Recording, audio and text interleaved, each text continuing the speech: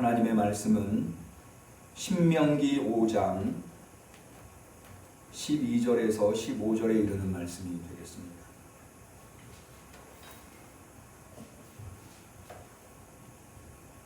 성령 강림절 후 14번째 주일에 하나님께서 거룩한 성일을 구별하여 하나님 앞에 예배드리는 우리 사랑하는 성도님들에게 하나님이 주신 소중한 하나님의 말씀 신명기 5장 12절에서 15절 말씀을 저와 한 목소리로 같이 받들어 읽도록 하겠습니다. 여호와 너의 하나님 내게 명한 대로 안식일을 지켜 거룩하게 하라. 엿새 동안은 힘써 내 모든 일을 행할 것이나 제7일은 너의 하나님 여호와의 안식인즉 너나 내 아들이나 내 딸이나 내 남종이나 내 여종이나 내 소나 내 나귀나 내 모든 유축이나 내 문 안에 유하는 객이라도 아무 일도 하지 말고 내 남종이나 내 여종으로 너같이 안식하게 할지니라. 너는 기억하라. 내가 애굽 땅에서 종이 되었더니 너의 하나님 여호와가 강한 손과 편팔로 너를 거기서 인도하여 내었나니 그러므로 너의 하나님 여호와가 너를 명하여 안식일을 지키라 하느니라. 아멘. 이렇게 코로나로 인해서 다시 비대면 예배로 온라인 유튜브 예배로 오늘 이번 주에도 주일 예배를 드리게 되었습니다. 제가 각자 흩어져서 있는 처소에서 예배에 참여하고 있습니다만은 제가 지난 금요일 날 우리 성도님들한테 전화를 한번 돌려봤는데요. 많은 분들께서 열심히 참석하고 참여하고 계시더라고요. 참으로 감사하고 어쩌록 여러 가지 코로나 전국이 지속되어서 담임 목사로서 걱정이 앞섭니다만 그러나 주님께서는 걱정이 생길 때마다 그것을 놓고 기도하라고 말씀하셨기에 그것을 기도의 제목으로 삼아서 우리 성도님들 건강과 가정과 생업을 위해서 특별히 우리 교회 건축이 시작되었는데 건축 공사를 위해서 우리 서로 기도하는, 그래서 우리가 각자 육신으로는 떨어져 있지만 영으로는 성령으로 인하여서 하나인 줄로 믿습니다.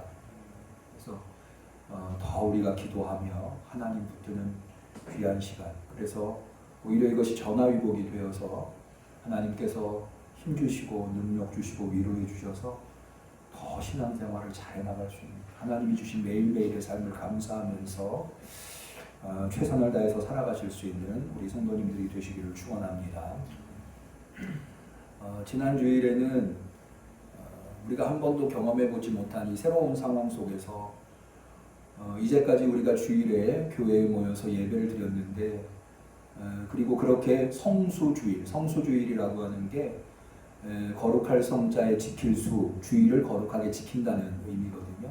이 성수주일은 우리 성도에게 대단히 중요하죠. 우리 교단 헌법에 나올 뿐만 아니라 모든 직분자와 성도들이 반드시 해야 할 것이고 세례 시에도 이 성수주일에 대한 약속을 합니다. 그만큼 중요한데 더 이상 기존의 방식으로 성수주일을 할 수 없게 되었을 때에 우리는 어떻게 우리의 신앙을 지켜낼 것이냐, 이것에 대해서 초대교회가 직면한 도전, 초대교회도 사실 맨 처음에 예수님을 믿고 성전을 중심으로 해서 매일같이 모여서 예배드리고 하나님을 찬양하며 했지만 그러나 성전이 무너지고 더 이상 예배만 드리고 있을 수 없는 상황 속에서 초대교회는 어떤 선택을 하였는가? 그것은 발상의 전환이었는데요. 뭔가 하면 새로운 개념의 성전, 새로운 개념의 예배를 생각해냈다고 하는 거죠. 그건 뭐냐 하면 사실은 그것은 신앙의 본질이라고 할 수 있는데 고린도전서 6장에 나와 있는 대로 너희 몸은 너희가 하나님께로부터 받은 바 너희 가운데 계신 성령의 전인 줄을 알지 못하느냐. 그래서 우리 몸이 성전이고 또 로마서 12장 1절에 보면 그러므로 형제들아 내가 하나님의 모든 자비하심으로 너희를 권하노니 너희 몸을 하나님이 기뻐하시는 거룩한 산제사로 드리라. 이는 너희의 드릴 영적 예배니라 라고 해서 우리의 삶이 예배가 되는, 그러니까 우리의 몸이 성전이 되고 우리의 삶이 예배가 되는 그런 신앙의 정체성을 가지고 이 땅에서 신앙생활을 해나가며 예수님의 오심을 재림을 준비해야 한다. 그래서 이것이 바로 예수님의 삶을 쫓아가는, 지상 삶을 쫓아가는, 그래서 누가복음 9장 23절의 말씀을 통해서 아무든지 누구든지 나를 따라오려거든 자기를 부인하고 날마다 자기 십자가를 지고 나를 쫓을 것이니라고 하는 예수님의 제자도의 말씀에서 그 정점에 이룰 수 있다고 하는 말씀을 살펴보았습니다. 그렇게 우리 응암교회 성도님들 이제는 삶 속에서 예배드릴 수 있는, 삶이 예배가 되는, 몸이 성전이 되고 삶이 예배가 되는 그런 신앙의 본질을 회복하실 수 있는 우리 응암교회 성도님들이 되시기를 주님의 이름으로 간절히 축원합니다. 이렇게 우리 성도님들에게 말씀을 드리고 났더니 제 마음속에 추가적으로 들게 된 질문 한 가지가 있었습니다.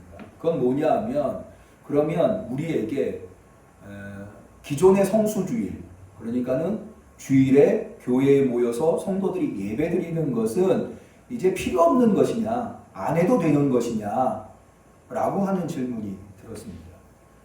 그러나 그럴 수 없죠. 우리가 주일에 교회에 모여서 예배드리는 것, 주일 교회 예배라고 하는 것은 어떤 상황에 우리가 놓여 있다 하더라도 이 주일과 교회와 예배는 여전히 신앙에서 대단히 중요하고 근본이 되는 요소들이라 하겠습니다. 먼저 예배를 생각해 보면요, 아담과 하와가 에덴 동산에서 쫓겨나 처음으로 가인과 아벨 사건이 나오는데, 그 가인과 아벨 사건이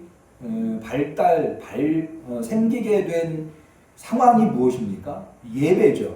하나님께서 아벨의 제사는 받으시고 가인의 제사는 안 받으시고, 그러니까는 이 예배라고 하는 것은 하나님과 동행하던 이 에덴 동산에서 쫓겨난, 낙원을 잃어버린 인간이 가장 근본적으로 했었던 것, 그게 예배라고 하는, 가인과 아벨이 제일 먼저 했던 게 예배라고 하는 것을 볼 수가 있을 때 그렇게 정의를 해볼 수 있죠. 또 지난주에 우리가 살펴봤습니다만 초대교회의 성도들은 예수님을 영접하고 매일같이 했던 게 뭐냐면 예배였다는, 성전을 중심으로 해서 매일같이 예배를 드렸다고 하는 거죠. 이 예배를 드리는 것은 예수님이 명령하신 바이기도 합니다. 요한복음 4장 우리가 잘 알죠? 매 주일 예배 드릴 때마다 이 구절을 암송하고 예배를 드립니다마는, 하나님은 영이시니 예배하는 자가 신령과 진정으로 예배할지니라 라고 해서 예수님은 예배를 명령하셨다는 거예요. 그렇기 때문에 예배라고 하는 것은 여전히 어떤 상황이 되든 어떤 상태에 우리가 놓여있던 어디에 있던 그것은 매우 신앙에서 근본적인 요소일 수밖에 없다고 하는 것. 교회는 어떻습니까? 교회도 마찬가지죠. 굳이 교회가 건물을 의미하지 않는다 하더라도 교회의 본질적인 의미가 성도 공동체 아닙니까? 그랬을 때 이 교회는 신앙의 근본적인 요소, 뿌리일 수밖에 없다고 하는 것인데요. 왜냐하면 몇 가지 이유를 들 수가 있는데, 첫 번째로 교회가 무엇입니까? 예수님께서 지상사역을 통해서 이 땅에 남겨두신 유일한 예수님의 유산이라는 거죠. 마태복음 16장 18절에 보면 베드로가 예수님을 향해서 그리스도 고백을 했을 때 예수님 베드로한테 이런 말씀을 하십니다. 내가 이 반석 위에 내 교회를 세우리니, 그러니까 교회를 세우신, 친히 세우신 분이 누구세요? 예수님이라는 거죠. 예수님은 이 땅에 무덤 하나를 남기지 않았어요. 모든 사람, 죽음에 이른 모든 사람이 다 무덤은 남깁니다. 아무리 가난한 자도 무덤은 남깁니다. 그런데 예수님은 무덤 하나 남기질 않았고 책 한 권을 남기지 않으셨어요. 그 많은 날을 가르침을 주셨음에도 불구하고 예수님이 지상사역을 통해서 이 땅에 유일하게 예수님 것으로 남긴 것이 바로 교회라고 하는 거예요. 그런 의미에서 교회는 어떠한 상황 속에서도 어떠한 현실 속에서도 절대로 소멸되어서는 안 되는 아주 중요한 그리스도인들의 유산이라고 할 수 있습니다. 뿐만 아니라 사도행전 20장 28절에 바울은 밀레도에서 에베소 교회 장로들에게 뭐라고 말합니까? 교회를 하나님이 자기 피로 사신 교회라고 표현을 합니다. 그래서 하나님이 하나님의 피로 사신 교회가 바로 교회라고 하는 의미입니다.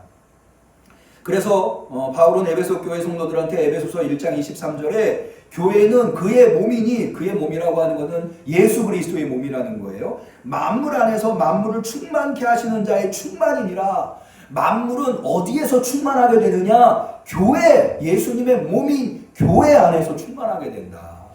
그래서 교회는 우리의 현실이 아무리 어렵고 힘들어도, 우리의 신앙의 상태가 아무리 변하여도 교회는 변할 수 없는 것이고 소멸될 수 없는 것이고 사라질 수 없는 것이다. 아니, 오히려 세상이 어려울수록 교회의 역할은 더욱더 중요하게 된다고 하는 것을 우리가 이런 말씀들을 통해서 얼마든지 깨달을 수 있습니다. 주일은 어떻습니까?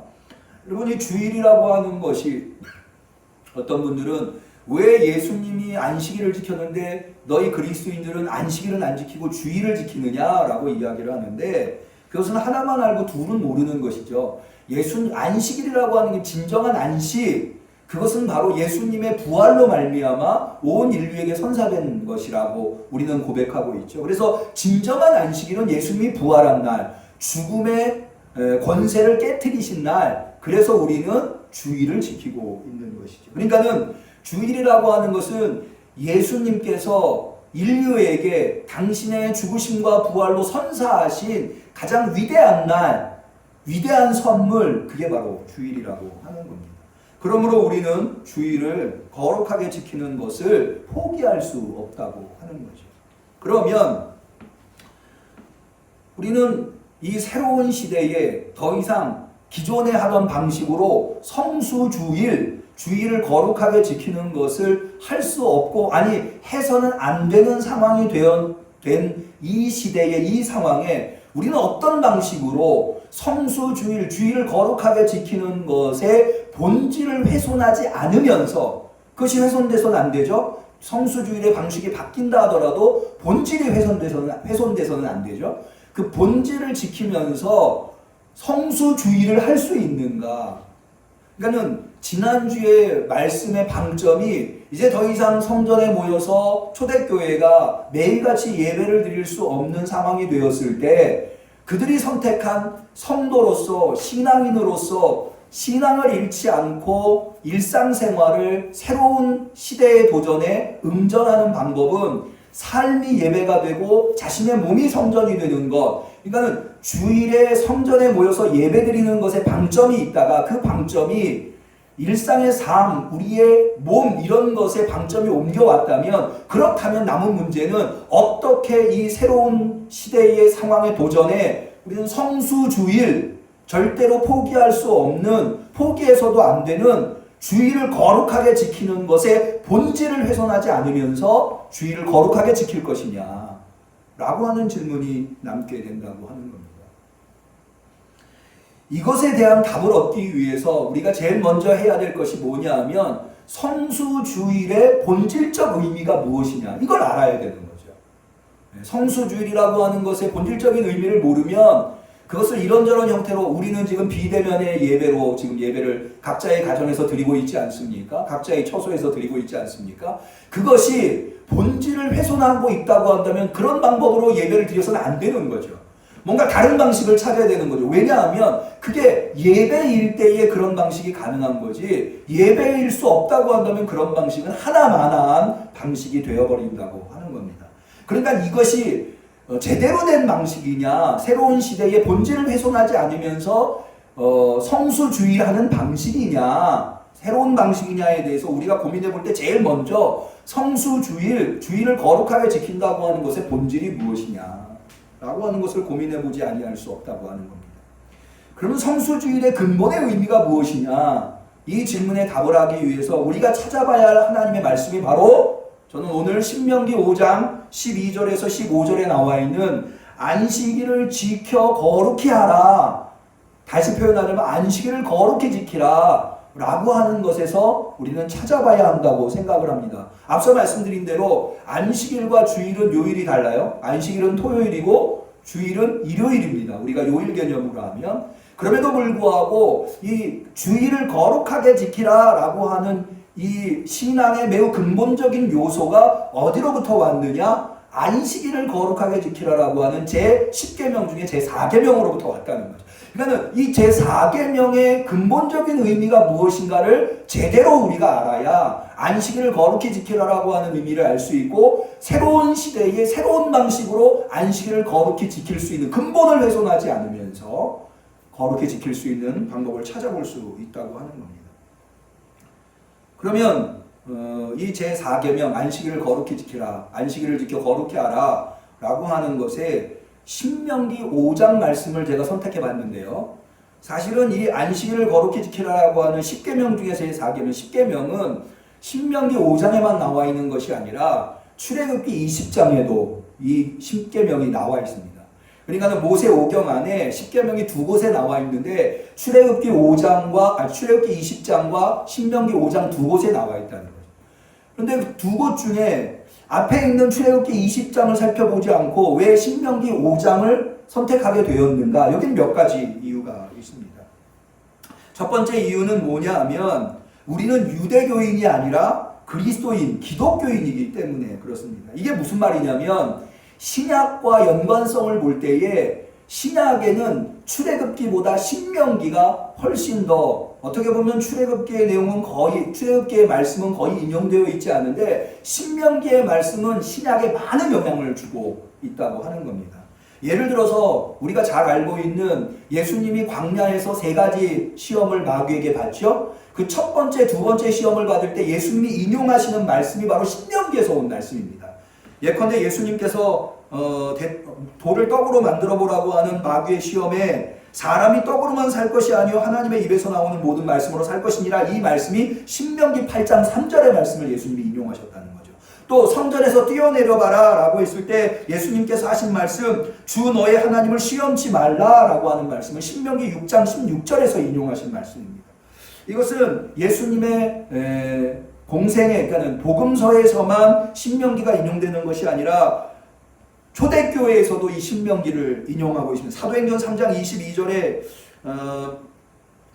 베드로가 솔로몬 행각에서 설교를 할 때 모세의 말을 인용하는데요. 여기 이렇게 되어 있습니다. 모세가 말하되 주 하나님이 너희를 위하여 너희 형제 가운데서 나 같은 선지자 하나를 세울 것이니 너희가 무엇이든지 그 모든 말씀을 들을 것이라. 바로 이 말씀이 신명기 18장 15절에서 19절 말씀을 베드로가 인용하고 있는 것이다. 베드로뿐만이 아닙니다. 바울도 마찬가지입니다. 로마서 12장 6절에 내 마음에 누가 하늘에 올라가겠느냐 하지 말라, 혹은 7절에 내가 음부에 내려가겠느냐 하지 말라, 이런 말씀들 모두 다 신명기 30장에 나와 있는 내용을 인용하고 있다고 하는 거죠. 그러니까는 출애굽기보다는 신명기의 말씀이 신약의 초대교회의 그리스도인들에게 많은 영향을 주었기 때문에 출애굽기 20장의 10계명보다는 신명기 5장의 10계명을 우리가 좀 더 주목해서 볼 필요가 있다고 하는 겁니다. 그러면 이 신명기라고 하는 책은 어떤 책인가? 먼저 신명기 5장에 나와 있는 10계명의 의미를 알기 위해서는 신명기라고 하는 책이 어떤 책인가에 대해서 우리가 조금은 알 필요가 있습니다. 많은 분들이 신명기 하니까 새로운 신자로 봐서 새로운 계명을 기록한 책이다 이렇게 알고 계시는데요. 사실은 우리나라 신명기가 새로운 신자가 아니라 거듭할 신자입니다. 거듭할 신자. 그러니까는 이름의 의미대로 하자면 신명기는 거듭된 계명을 기록한 말씀이다 라고 하는 거예요. 그래서 원래 이 단어의 라틴어 제목은 이름은 이겁니다. 두테로노미움이라고 해서 두 번째 율법, 노미움이 율법이거든요. 두테로, 두 번째로 기록된 율법이다 라고 하는. 그러니까는 앞에 있는 율법을 한 번 더 반복해서 기록한 것이 신명기라고 하는 거예요. 실제로 신명기의 내용을 보면 출애굽기에서부터 민수기까지 있었던 이 광야 시대를 요약하는 내용으로 모세가 가나안 땅에 들어가기 직전에 놓여있는 이스라엘 백성에게 하는 설교로 되어 있습니다. 그러면 왜 모세는 이 계명 앞에 이미 한번 기록되었는데 그것을 반복해서 다시 두테로노미움, 거듭할 신, 거듭해서 하나님의 계명을 설교하고 있는 걸까요? 그 이유가 무엇일까요? 그 두 가지 이유 때문에 그러는데요. 첫 번째는 뭐예요? 신명기가 기록된 목적은 첫 번째, 기록되게 된 배경은 첫 번째가 모세가 가나안 땅에 들어갈 수 없기 때문입니다. 이스라엘에게 율법이라고 하는 것은 모세를 통해서 받았다고 하는 거죠. 그래서 이스라엘은 율법을 받기 이전에 율법과 이스라엘 사이에 모세가 있었습니다.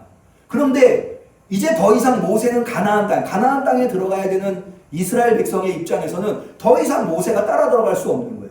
그래서 모세의 자리에 무엇이 놓여야 하는가 하면 하나님의 말씀이 놓여야 했던 거죠. 그래서 이스라엘 백성은 모세 대신에 하나님의 말씀을 가지고 가나안 땅에 들어가서 하나님의 백성으로서 어떻게 살아갈 것이냐 라고 하는 것에 대한 답을 얻게 되는 것입니다. 두 번째, 이 신명기가 기록되게 된 이유는 모세가 들어갈 수 없을 뿐만 아니라 지금까지 40년 동안 처음에 애굽에서 나와서 시내산에서 하나님으로부터 계명을 받을 때는 40년 동안 광야 생활을 했어요. 떠돌이 생활을 했단 말이에요. 유목 생활을 했단 말이에요. 그런데 이제 이스라엘 사람들은 가나안 땅에 들어가서 정착 생활을 해야 돼요. 그러니까는 계명의 본질적인 의미는 바뀌지 않았는데 그 계명을 적용하며 살아야 할 상황이 바뀌었다는 거죠. 마치 우리가 오늘 주일을 거룩하게 지킨다고 하는 본질적인 개념을 훼손하지 않으면서 이 코로나라고 하는 사람들이 모일 수 없는 상황 속에서 어떻게 성수주의를 할 것이냐라고 하는 질문을 갖고 있듯이 모세 역시 하나님의 계명의 본질적인 의미는 훼손하지 않으면서 그 계명을 어떻게 가나안 땅에 정착하면서 살아가는 그들이 구현하며 살 것인가에 대해서 가르쳐줘야 될 필요가 생겨났고, 그런 의미에서 이 신명기가 기록되었다고 하는 거예요. 정리해서 얘기하자면 모세는 왜 가나안 입구에서 이스라엘 백성에게 다시 계명을 거듭 말하고 있는가, 설교하고 있는가? 모세가 들어갈 수 없고 하나님의 계명의 본질을 훼손하지 않으면서 가나안 땅에서 어떻게 그들이 하나님의 계명을 지키며 살 것인가에 대해서 가르쳐줘야 되겠기에 신명기가 기록되었다고 하는 겁니다.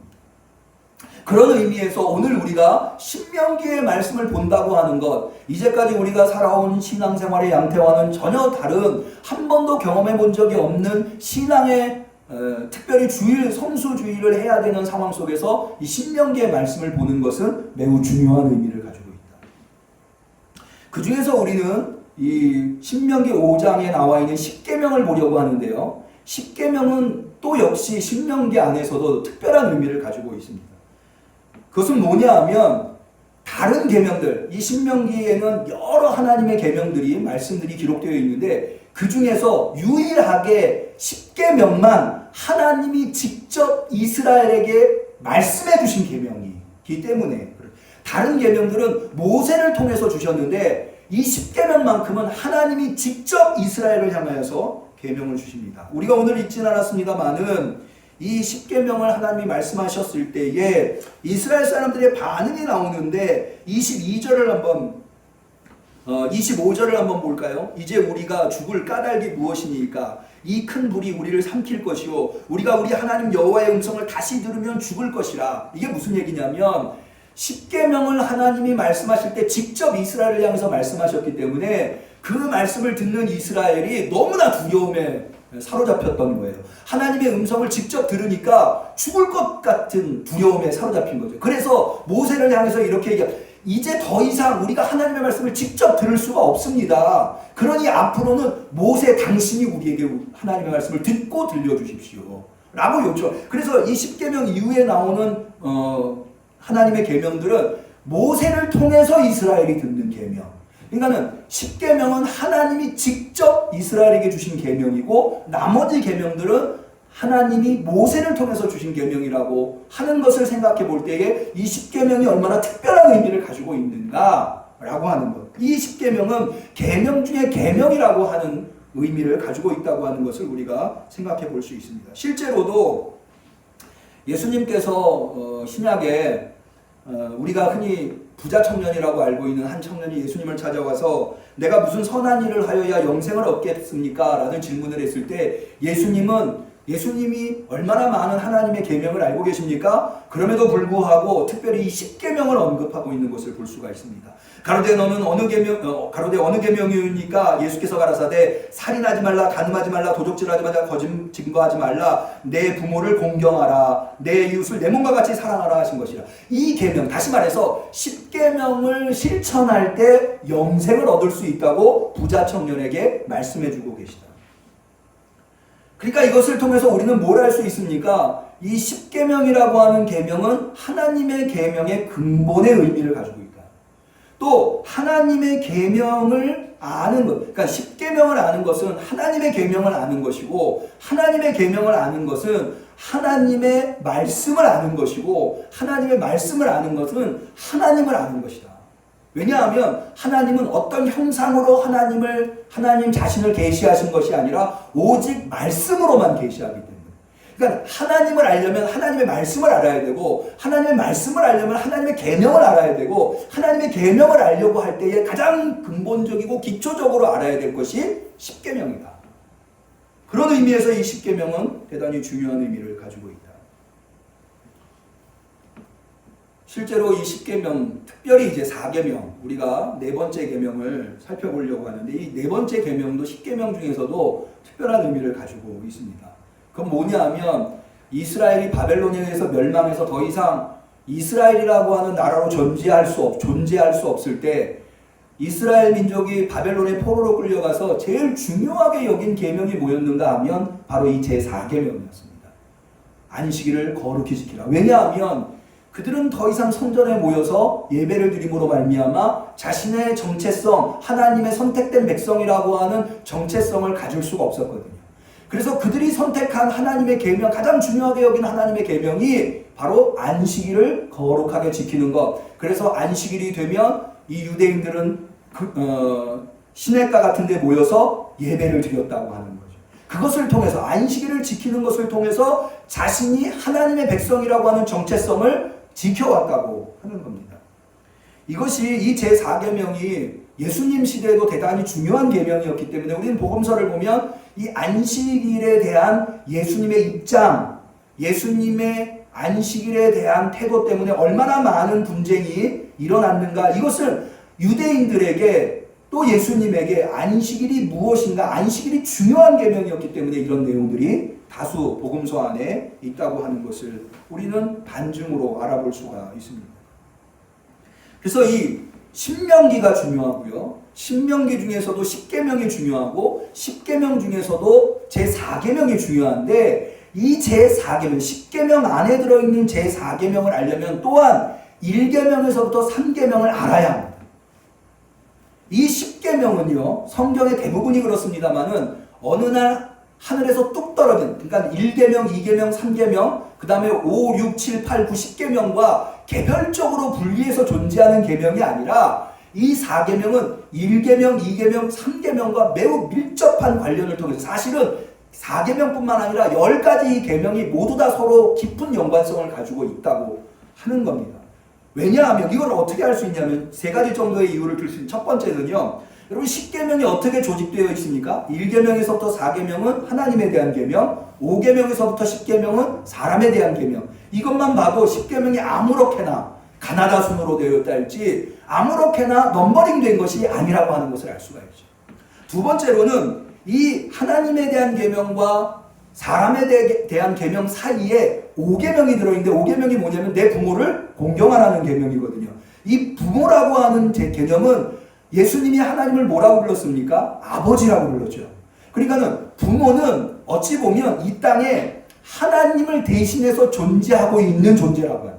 그래서 우리는 하나님을 부모를 통해서, 예수님에게도 그 사상을 발견해 볼 수 있죠. 그래서 성경에 보면요, 자녀들을 축복하는 것은 늘 부모를 통해서 축복을 받고 있는 것을 볼 수 있어요. 그러니까 하나님에 대한 계명과 사람에 대한 계명의 가교 역할을 하고 있는 것이 바로 제5계명, 내 부모를 공경하라는 계명이라는. 그래서 내 부모도 공경하지 못하면서 내 하나님을 공경한다, 내 하나님을 섬긴다, 말이 안 된다는 거예요. 내 부모를 공경하라고 하는 계명이 그래서 5번째 들어가 있는 겁니다. 그리고 그 다음에 나와 있는 6, 7, 8, 9, 10계명도, 6계명이 무엇입니까? 살인하지 말라, 간음하지 말라, 도적질하지 말라, 이런 식으로 해서 더 중차대한 범죄 행위가, 죄 행위가 먼저 나오고 그 다음에 약한 거, 그 다음에 약한 거, 그 다음에 약한 거. 그러니까는 이것만 봐도 10개의 십계명이 그냥 나온 것이 아니라 다 그 자리에 있을 만한 이유가 있어서 그 자리에 있다고 해요. 그런 것을 생각해 볼 때 우리가 4계명을 보려고 하면 뭐 다 연관성을 봐야 되겠습니다. 적어도 그 앞에 있는 1, 2, 3계명이 어떤 의미를인지, 그것이 4계명과 무슨 관련이 있는지를 알아야 4계명의 의미를 제대로 알 수 있다고 하는 겁니다. 시간이 없어서 좀 빨리빨리 진행을 해볼 텐데, 이 내용은요, 제가 수요 예배 때 요즘 십계명, 신명기 5장 부분을 다루고 있는데, 제가 수요 예배를 문서로 만들어서 자료로 우리 성도님들한테 문자로 보내드리고 있는데, 그런 내용들을 좀 참고해 주시면 좋겠고요. 간단하게만 정리를 해서 넘어가자면, 제1계명은 10계명 안에 어떤 의미를 가지고 있는가? 제1계명이 이것 아닙니까? 나 외에는 위하는 신들을 내게 있게 말지니라. 우리가 다른 말로 나 외에 다른 신을 섬기지 말라라고 하는 것으로 알고 있는데, 이게 바로 유일신 계명이라고 우리가 할 수가 있습니다. 이 유일신 계명, 나 외에는 다른 신을 섬기지 말라라고 하는 이 계명의 의미가 무엇이냐면, 본질적인 의미는 하나님이 이스라엘을, 하나님의 백성을 독점하고 있다고 하는 거예요. 이스라엘에게 하나님은 여호와 하나님 한 분뿐이라는 거예요. 하나님과 이스라엘은 독점적 관계에 놓여 있다는 거예요. 예를 들어서 남편과 아내가 서로 독점적 관계에 놓여 있죠. 남편에게는 한 아내만 있을 뿐이고 아내에게는 한 남편만 있을 뿐이죠. 이게 서로 독점적 관계죠. 그러니까 이 독점적 관계라고 하는 것은 사실은 무엇을 전제하고 있는가 하면 사랑을 전제하고 있습니다. 하나님이 이스라엘을 마치 남편이 아내를 사랑해서 아내를 맞아들이듯이, 하나님은 이스라엘을 사랑해서 하나님의 아내처럼 이스라엘을 하나님의 백성으로 맞아들였다는 거예요. 수용했다는 거예요. 그래서 하나님과 이스라엘의 관계는 독점적 관계에 놓여 있다고 하는 거예요.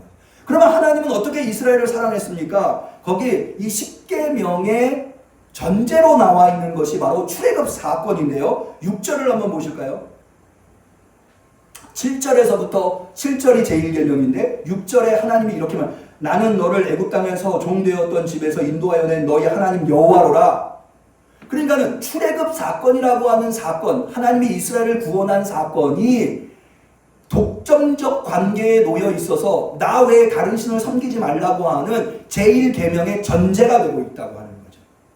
그래서 다시 설명을 하자면, 하나님은 이스라엘을 사랑하셔서 이스라엘을 애굽으로부터 출애굽시켜서 건져내셨고, 그로 말미암아 나 외에 다른 신을 섬기지 말라고 하는 이 제1계명이 가능하게 되었다고 하는 거예요. 그것은 또한 뭘 의미하는가 하면, 여러분 만약에 남편이 여럿이 있다면 이 남편의 이야기를 들어야 되나 저 남편의 이야기를 들어야 되나 갈등할 수밖에 없을 겁니다. 만약에 A라고 하는 남편과 B라고 하는 남편이 서로 다른 이야기를 하면 둘의 이야기를 동시에 들어줄 수는 없을 거예요. 그런데 남편이 한 명밖에, 주인이 한 명밖에 없다고 하는 독점적 관계에 놓여 있다고 한다면 그 남편 외에 다른 사람의 말을 듣는 것은 의미가 없을 겁니다. 무슨 얘기인가 하니, 하나님과 이스라엘이 서로 독점적 관계에 놓여 있다고 하는 것은 하나님의 나머지 모든 계명의 가능성, 이스라엘은 그렇기 때문에 하나님의 모든 말씀을 예외 없이 실천해야 된다고 하는 이 가능성이, 이 의무가 열리게 된다고. 하나님이 이스라엘에게 독점적 하나님이시기 때문에 이스라엘은 오직 하나님의 말씀을 최우선해서 오직 하나님의 말씀을 준행하고 실천해야 되는 의무가 발생한다고. 그렇기 때문에 제1계명은 모든 다른 계명의 대전제라고 할 수가 있습니다. 그럼 두 번째 계명은 8절에 나와 있는 내용이죠. 우상을 만들지 말라고 하는 계명이에요. 너는 자기를 위하여 새긴 우상을 만들지 말고 위로 하늘에 있는 것이나 아래로 땅에 있는 것이나 땅 및 물 속에 있는 것에 아무 형상이든지 만들지 말라. 그것들에게 절하지 말며 그것들을 섬기지 말라. 우상 숭배하지 말라는 계명이죠. 이 두 번째 계명은 어떤 의미를 가지고 있는가 하면 바로 하나님과 이스라엘의 독점적 관계라 할지라도 하나님은 하나님이고 이스라엘은 이스라엘이라고 하는 것. 예를 들어서 남편과 한 남자와 한 여자가 결혼을 해서 남편과 아내가 되죠. 이 서로 독점적 관계에 놓여 있죠. 그렇다고 해서 남자가 남자의 방식으로 아내를 사랑해서는 안 돼요. 여자는 여자의 방식으로 남편을 사랑해서는 안 돼요. 남자는 남자고 남자와 여자가 서로 독점적 관계에 놓여 있다고 해도 남자는 남자고 여자는 여자라는 거죠. 하나님과 이스라엘이 서로 독점적 관계에 놓여 있다 하더라도 하나님은 하나님이고 이스라엘은 이스라엘이라는 거예요. 하나님을 사람의 방식으로 사랑해서도 안 된다고 하는 거.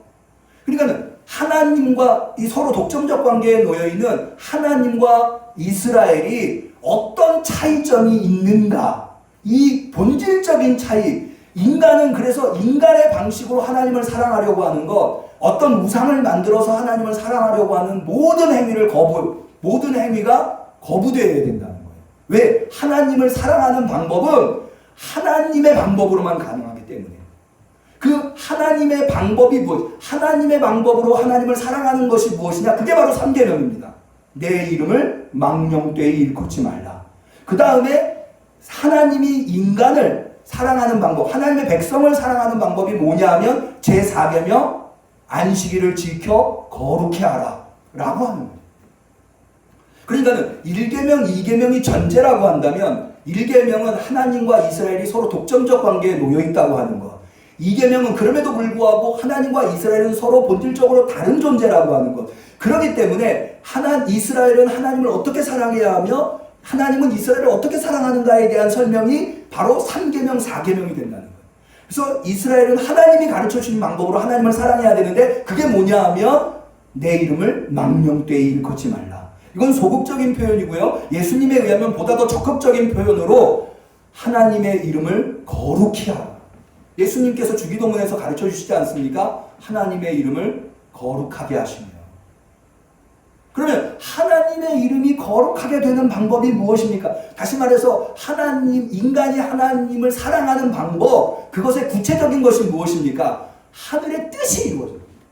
하늘에 계신 우리 아버지여, 이름이 거룩히 여김을 받으시오며 나라가 임하옵시며 뜻이 하늘에서 이룬 것처럼 땅에서 이루어져. 그러니까는 우리가 하나님을 사랑하는 방법이 뭐냐? 하나님이 알려주신 우리가 하나님을 사랑하는, 우리를 독점하고 계신 하나님을 사랑하는 방법은 하나님의 뜻을 이루어드리는 거예요. 하나님의 뜻. 이것은 예수님에게서 여러 곳에서 발견해 볼 수 있는데요. 앞서 주기도문에서도 발견해 봤습니다. 요한복음 15장 예수님의 고별절교에 예수님 제자들한테 이렇게 말씀하십니다. 내 안에 너희가 거하고 내 말이 너희 안에 거하면 너희가 과실을 많이 맺나니 내 아버지께서 영광을 받으실 것이요. 아버지께서 영광을 받으신다. 내 제자가 되리라. 내가 아버지의 계명을 지켜 그의 사랑 안에 거하는 것 같이 너희도 내 계명을 지키면 내 사랑 안에 거하리라. 무슨 얘기입니까? 예수님 하나님의 사랑 안에 거하는 방법은 하나님의 계명을 지킨다. 그러니까 우리가 하나님을 사랑하는 하나님과 우리 사이가 독점적인 관계에 놓여 있는데 그래서 우리는 하나님을 사랑해야 하는데 하나님만을 사랑해야 하는데 하나님만을 사랑하는 하나님의 방법, 하나님이 알려주신 방법이 뭐냐면 하나님의 계명을 지키는 거예요. 그러면 마지막 네 번째, 우리가 이것을 알기 위해서 여기까지 왔는데 마지막 네 번째 4계명 안식일을 지켜 거룩히 하라. 안식일을 거룩히 지키라. 우리식으로 얘기하면 성수주일하라 라고 하는 것은 무엇입니까? 그것은 바로 앞서 3계명이 하나님과 하나님의 백성이 독점적 관계에 놓여 있어서 서로 사랑해야 하는데 이스라엘이 하나님의 백성이 하나님을 사랑하는 방법은 하나님의 이름을 망령되이 일컫지 않는 것, 하나님의 이름을 거룩하게 만드는 것, 하나님의 뜻을 이루어드리는 것이라면 하나님이 이스라엘을 사랑하는 방법이 무엇이냐면 이제 남은 것은 하나님이 이스라엘을 사랑하는 하나님의 백성을 사랑하는 방법이죠. 그게 뭐냐면 바로 안식일을 거룩히 지키라는 이것이 하나님이 이스라엘을 사랑하는 방법. 실제로 여러분 하나님께서요 안식일을 거룩히 지키라라고 하신 말씀에 근거로 뭐를 제시하는가 하면 15절 한번 보실까요? 신명기 5장 15절 너는 기억하라 내가 애굽 땅에서 종이 되었더니 너의 하나님 여호와가 강한 손과 편 팔로 너를 거기서 인도하여 내었나니 그러므로 너의 하나님 여호와가 너를 명하여 안식을 지키라 하느니라. 안식일을 지키라 하느니라로 근거로 하나님께서 이스라엘을 애굽에서 건져내셨다고 하는 거예요. 그러니까 하나님이 이스라엘을 사랑하는 방법은 안식일을 거룩히 지키는 건데 그 안식일을 거룩히 지키게 된 근거가 뭐냐? 하나님이 이스라엘 사랑해서 애굽으로부터 이스라엘을 건져내신 사건이라는 거죠. 그 사건을 통해서 하나님은 이스라엘에게 안식을 주셨고 그 안식을 주신 하나님이 이스라엘을 사랑하는 방법은 안식일을 주신 거예요. 그러니까 하나님이 안식일을 지키라고 했을 때 거기에 담겨있는 의미는 뭐냐 하면 하나님의 명령으로 주어졌다기보다는 하나님이 이스라엘을 어떤 방식으로 사랑하고 계신가, 이스라엘을 위하시는 하나님, 그 하나님은 어떤 하나님이냐? 안식일을 주시는 하나님이다. 여러분, 실제로 하나님께서 출애굽기에 안식일을 제정하시고 난 다음에 이 안식일에 안식할 수 있도록 하나님이 하신 조치가 있어요. 그것은 뭐냐면 안식일 전날은 만나를 2배로 거둘 수 있는 것이에요. 다른 날들은요, 아무리 욕심을 부려서 내일은 나와서 만나 거두는 노동을 하기 싫다 라고 해서 2배로 다음 날까지 만나를 거둔다 하더라도 다음 날까지 보관해 놓은 만나는 썩어 없어요. 그래서 그 다음 날은 반드시 나와서 또 만나를 거둬와야 돼요.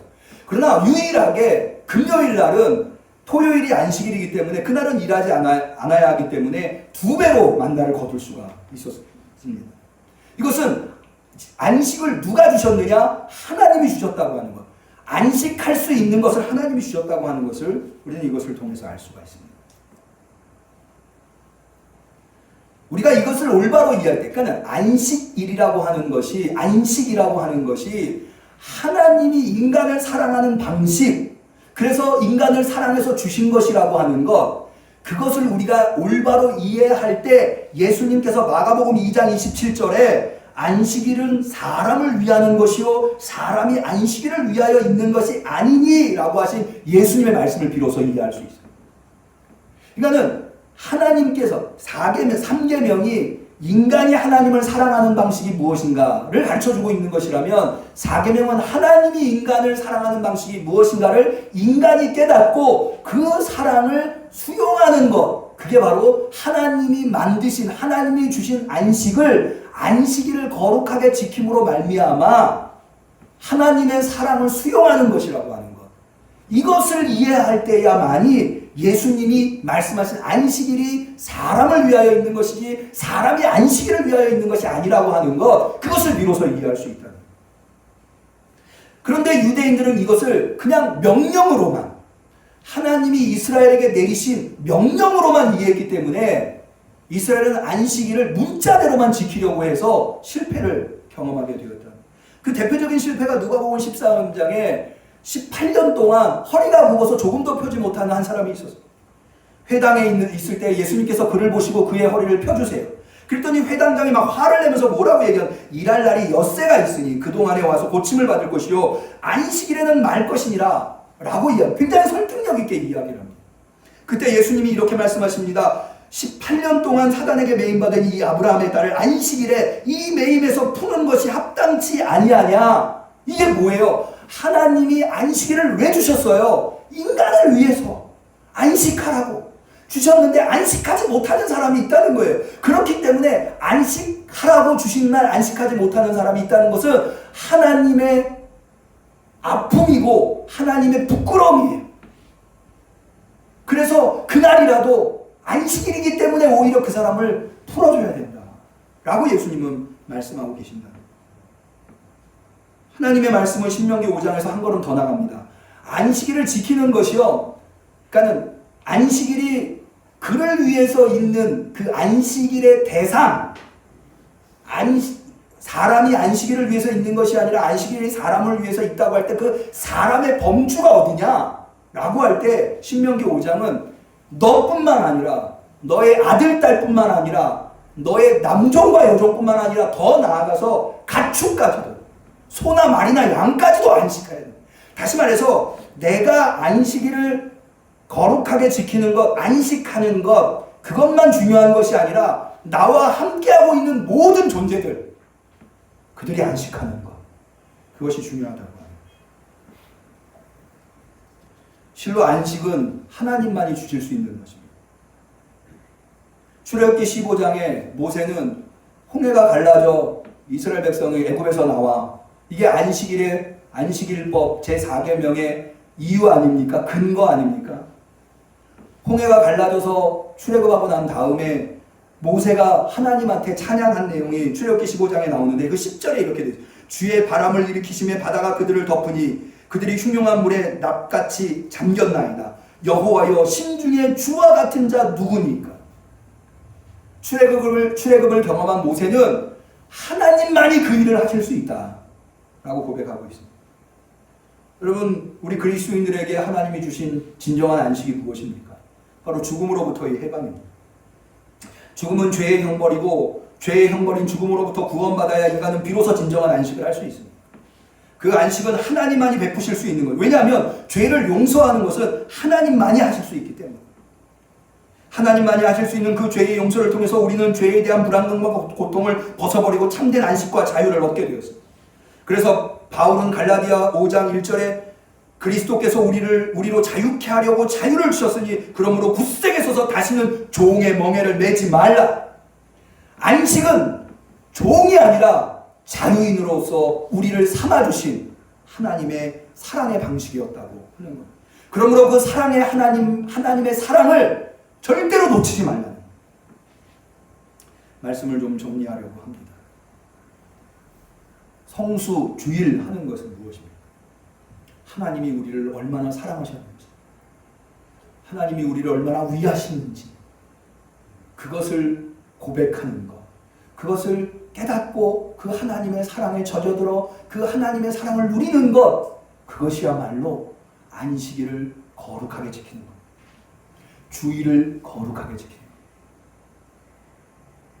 하나님이 우리에게 안식일을 명한 것은 하나님을 위해서가 아니라 하나님의 사랑을 수용하라고, 하나님이 우리를 얼마나 사랑하셨는지 그것을 누리라고 하나님이 우리에게 안식일을 주셨습니다. 어떤 신학자가 이런 얘기를 했다고 해요. 요즘 우리가 비대면 예배를 드리고 있잖아요. 어차피 예배는 하나님과 비대면 아닙니까? 라고 얘기를 했다고 합니다. 그렇죠. 하나님의 얼굴을 우리가 직접 보면서 예배 드리는 게 아니죠. 우리는 이때까지 성수주일 할 때 교회에 모여서 주일에 예배를 드리는 것이 전혀 문제가 되지 않았습니다. 그러나 이제는 그게 문제가 됐어요. 교회에 모여서 예배드리는 성도들도 불안하지만 그 성도들의 가족들도 불안하고 그 교회를 지켜보는 이웃 주민들도 불안하게 되었어요. 이것은 안식일을 우리에게 주신 성수주일 하라, 안식일을 거룩하게 지키라라고 하신 하나님의 의도와는 배치되는 상황이 되었다고 하는 것. 우리는 우리뿐만 아니라 우리 모두가 안식하며 평안하며 하나님께 예배를 드릴 수 있는 방법을 찾아야 한다고 합니다. 저는 그런 의미에서 비대면 예배는 결코 비성서적인 예배가 아니다라고 하는 것. 오히려 우리의 상황 속에서는 제4계명 안식일을 거룩히 지키라라고 하는 계명의 본질을 훼손하지 않는 수준에서 예배를 드리는 것이다. 저도 사실 이 비대면 예배를 드리면서 이게 예배인가? 이렇게 예배 드려도 되나? 라는 고민을 많이 했습니다. 아마 각 가정에서 있는 처소에서 예배 드리시는 분들도 예배 같지도 않고 예배가 아닌 것도 아니고 이런 생각이 드실 거예요. 그런데 4계명, 이 안식일의 성수주일의 근본되는 계명이 제4계명이고 이 제4계명이 하나님께서 우리를 사랑하셔서 안식하라고 우리를 위하여 주신 것이라고 하는 것을 우리가 제대로 이해한다면 거기에 대한 염려와 걱정을 내려놓으셔도 좋을 듯합니다. 저는 오히려 그래서 좋은 쪽으로 생각하려고 해서 그런지 몰라도 이 각자 있는 가정에서 유튜브로 예배를 드리는 거, 제가 지난 금요일날 우리 성도님들한테 염려가 돼서 계속해서 코로나 2.5 상황, 방역 2.5 단계 상황이 지속되어서 성도들한테 전화를 돌렸는데 이렇게 이야기하시는 분이 계시더라고요. 오히려 각 가정에서 예배를 드리니까 모여서 예배를 드렸을 때와는 또 다른 은혜가 있더라. 그것은 뭐냐 하면 지금 우리 교회에 적어도 수십 개의 지교회가 지금 각 가정에 있는 거 아니냐. 내 지금 있는 가정이 교회가 된 거예요. 거기서 예배 드리는 거예요. 저는 그 얘기를 들으면서 이런 생각이 들었어요. 우리 성도님들 중에 가족을 구원받게 하고 싶어서 교회 데리고 가고 싶어서 굉장히 오랫동안 기도하고 있는 성도들 있잖아요. 그런데 지금은 집안에서 얼마든지 예배를 드릴 수 있어요. 오히려 집안에서 예배를 드리는 것이 정당화되어 있는, 다른 때 만약 집안에서 예배 드리면 아마 식구들이 싫어하려는지 모르. 왜 시끄럽게 교회에서 가정에서 이러냐. 근데 지금은 누구라도 집안에서 예배드리고 찬양하고 기도하는 것이 용인되고 수용될 수밖에 없는, 그러니까는 내가 교회 집에서 지금 유튜브 예배로 혹은 지금 유튜브 예배에 참여하지 못한다면 다음 기회에 시간이 있을 때 한다면 가족들이 듣게 되잖아. 찬양 부르는 거 듣게 되고 기도하는 거 듣게 되고 설교하는 거 듣게 되고 거기가 교회가 그들이 안 오니까 우리가 그 가정에 예배로 찾아간다고 하는 거. 그런 의미에서 이건 또 다른 효과가, 긍정적인 효과가 있다 하는 그런 생각을 해보았습니다. 예수님은 참된 예배가 무엇이냐, 참으로 예배하는 자를 하나님이 찾으신다고 하셨는데 참된 예배는 어디서 드리느냐. 이 요한복음 4장은 사마리아 우물가의 여인과의 대화에서 나오는 이야기인데요. 이 여인이 이렇게 얘기합니다. 유대인들은 시온산에서 드려야 된다고 하고 우리 사마리아인들은 그리심산에서 예배 드려야 된다고 하는데 어디서 예배 드립니까? 그때 예수님이 하신 말씀이 바로 이 말씀입니다. 하나님은 영이시니 예배하는 자가 신령과 진정으로 예배할, 어디서 드려야 되는지는 중요하지 않다는 거예요. 정말 중요한 건 뭐냐? 신령과 진정으로 예배드립니다. 우리 성도님들이 어디에 있든지 유튜브 예배에 참여하시면서 그곳에서 신령과 진정, 신령이라고 하는 것은 성령을 의미합니다. 예수님이 주시는 성령, 진정이라고 하는 진리, 알레데이아를 의미하는데 예수님 안에 나타난 하나님, 이것이 진리입니다.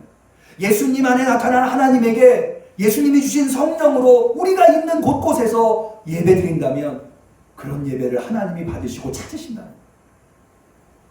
우리 영암교회 성도님들, 지금은 비대면 예배를 드리고 있습니다만 그러나 있는 곳에서 하나님께서 왜 주의를 거룩히 지키라고 명하셨는가, 그 본질적인 의미를 깨닫고 신령과 진정으로 예배드리심으로 말미암아 있는 곳이 교회가 되고 있는 곳이 예배의 장소가 되는 이 위대한 역사, 성령이 역사하시는 이 위대한 역사를 일구어내실 수 있는 우리 영암교회 성도님들이 다 되시기를 주님의 이름으로 간절히 축원합니다. 기도하겠습니다. 하나님 아버지, 오늘 우리는 성수주일이라고 하는 것, 더 이상 기존의 방식으로 성수주일을 할 수 없기에 그것의 본질적인 의미가 무엇인가를 다시 한 번 더 생각해보고 고민해보므로 우리가 이제는 어떻게 성수주의를 해야 하는가를 깨달아 알게 하시니 참으로 감사드립니다.